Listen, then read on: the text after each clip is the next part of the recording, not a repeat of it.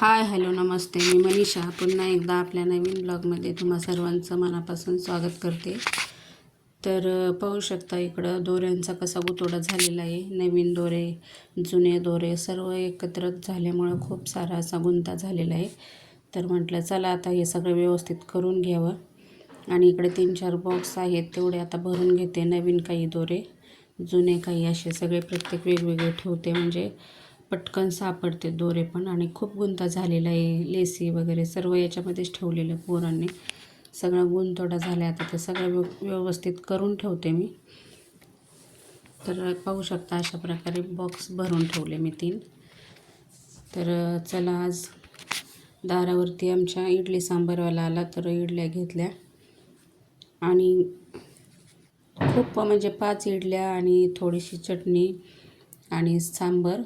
त्यांनी ते 50 रुपये 10 रुपयाला एक इडली असं विकत होता तो माणूस.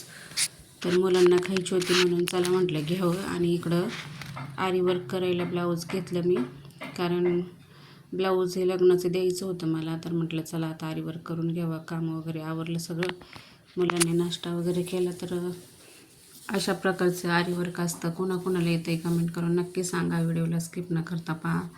तर चला पुढं मी तुम्हाला दाखवतेच कशा प्रकारे आरी वर्क करते. आणि हे काम काही सोपं नाही आहे, खूप अवघड आहे. खूप त्रास होतो, मानपाट एक होती. जशी मेहनत तसेच पैसे पण मिळतात. मेहनतीशिवाय, कष्टाशिवाय पर्याय नाही असं म्हणतात ना, तसंच जशी आपण मेहनत करू तसा पैसा पण मिळतो. तर चला आता मी इकडं आरी वर्क वगैरे करून घेते. आणि मग तुम्हाला माझं हे आरी वर्क कसं वाटतं हे कमेंट करून मला नक्की सांगा. तर हा माझा छोटासा ब्लॉग तुम्हाला कसा वाटला हे कमेंट करून नक्की सांगा. व्हिडिओ आवडल्यास लाईक, शेअर, सबस्क्राईब करा. आणि असंच एक लाईक वगैरे करत जा तुम्ही माझ्या व्हिडिओला, तेवढंच मला पण चांगलं वाटतं. मी काही तुमच्या एक लाईकने काही मोठी नाही होणार का, फार पुढे जाणार नाही, पण तुमचं एक लाईक माझ्यासाठी खूप महत्त्वाचं आहे. तर चला लाईक करत जा सर्वांना. बाय.